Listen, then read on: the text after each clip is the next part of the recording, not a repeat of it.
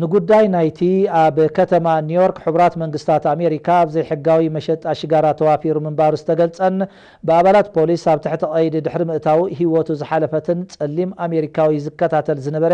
ላዕለዋይ ቤት ፍርዲ እቲ ጠንቂ ሞት ናይቲ ጸሊም ዜጋ ዝኾነ ጻዕዳ ኣባል ፖሊስ ኣብ ቅድሚ ፍርዲ ከይቀርብ ብምውሳኑ ብ3 ታሕሳስ ሓድሽ ህዝባዊ ናዕብን ዓሌታዊ ክትዓትን ከም እተለዓዓለ ተቃሊሖም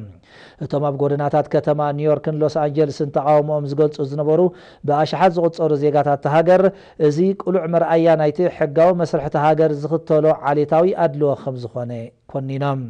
ሞት ናይቲ ኣቦ 6 ውሉድ ዝኾነ ወዲ 43 ዓመት ኤሪክ ጋርነር ኣብ ፈለማ ነፍሰ ቅትለት እዩ ዝብል መግለፂ ተዋሂብዎ እኳ እንተነበረ ኣባላት ፖሊስ ኣብ ትሕቲ ቀይዲ እናእተውዎን ከለው ንዝተጠቕሙሉ ዘይተደልየ ጎነፃዊ ስጉምትን ሓይልን ዘርኢ ተንቀሳቓሲ ስእሊ ብመርበባት ሓበሬታ ድሕሪ ምዝርግሑ ግን ኣብታ ሃገር ከቢድ ክትዕን ቁጥዕን ከም ዘለዓዓለ ዝፍለጥ እዮም እቲ ናይ ተቃውሞ ሰልፊ ኣብ ርእሰ ከተማ ዋሽንግተን ዲሲን ካልኦት ዓበይቲ ከተማታት ሃገርን እውን ከም ዝለሓመ ዝሓበራ ማዕከናት ዜና ሰልፈኛታት ምስ ኣባላት ሓይልታት ጸጥታ ከም ተጋጨው ብምግላጽ ሚኒስትሪ ፍትሒ ሃገር ነቲ ኩነታት ዳግም ክምርምሮ ምዃኑ ኣቃሊሐን ኣቀዲሙ ዳረን ዊልሰን ዝተባህለ ጻዕዳ ኣባል ፖሊስ ኣብ ከተማ ሴንት ሉዊስ ንሓደ ዝኾነ ዕጥቂ ከም ዘይነበሮ ዝተገልጸ ወዲ 18 ዓመት ሚሸል ብራውን ዝተባህለ ጸሊም ኣሜሪካዊ ብጥይት እኳ እንተቐተለ